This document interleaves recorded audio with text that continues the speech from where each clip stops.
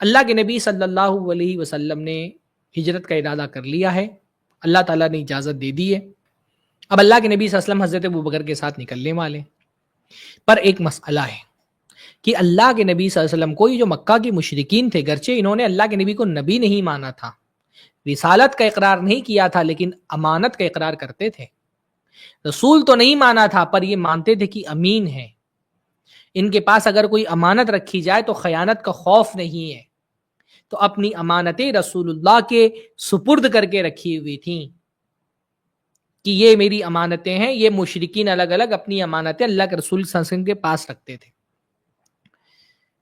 تو اب مسئلہ یہ تھا کہ اگر اللہ کے رسول اچانک بغیر بتائے ہجرت کر کے چلے جاتے تو یہ امانتیں کون لوٹاتا؟ پھر تو مشرکین کو اللہ کے نبی صلی اللہ علیہ وسلم کے خلاف ایک بات بولنے کے لیے مل جاتی کہ ہماری امانتیں لے کر کے بھاگ گئے، اور ایک داعی کے لیے اپنے جسم کے زخم سے زیادہ تکلیف دہ اپنے کردار پر لگنے والا دھبا ہوتا ہے۔ داعی کو ہمیشہ اس بات کے لیے تیار رہنا چاہیے کہ معاشرے کے اندر کوئی ایسا اس سے جرم سرزد نہ ہو، غلطی سرزد نہ ہو کہ معاشرے کے اندر اس کا کردار مشکوک ہو۔ تو اب یہ امانتیں کون ادا کرے گا اگر اللہ کے رسول چلے گئے؟ تو اللہ کے رسول نے یہ ذمہ داری حضرت علی کے سپرد کی اور کہا آج کی رات تم میرے بستر پر بتاؤ گے۔ اور یہ بھی تھا نا کہ جو مشرکین اللہ کے نبی صلی اللہ علیہ وسلم کو قتل کرنا چاہ رہے تھے ان کو شبہ میں بھی ڈال کر کے رکھنا تھا کہ اللہ کے رسول صلی اللہ علیہ وسلم موجود ہیں اپنے گھر کے اندر۔ تو حضرت علی سے کہا میری یہ چادر غالباً خضرمی چادر تھی، تو کہا کہ یہ میری چادر ہے، میری چادر اوڑھ کر کے آج کی رات میرے بستر پہ تم رات گزارو گے۔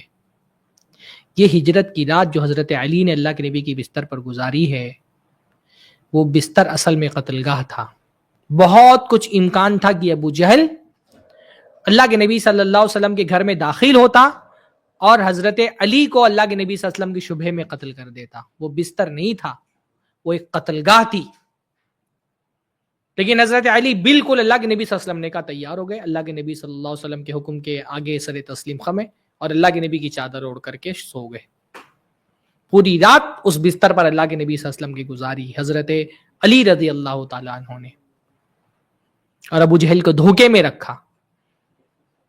تو جب صبح ہوئی تو ابو جہل کو یہ پتا چلا کہ اللہ کے نبی تو جا چکے۔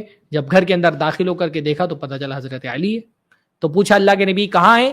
تو حضرت علی نے کہا مجھے نہیں پتا۔ تو مارنے لگا وہ بدبخت حضرت علی کو، یہاں تک کہ مار کر کے ان کو زخمی کر کے کعبہ کے اندر تک لے کر کے آیا۔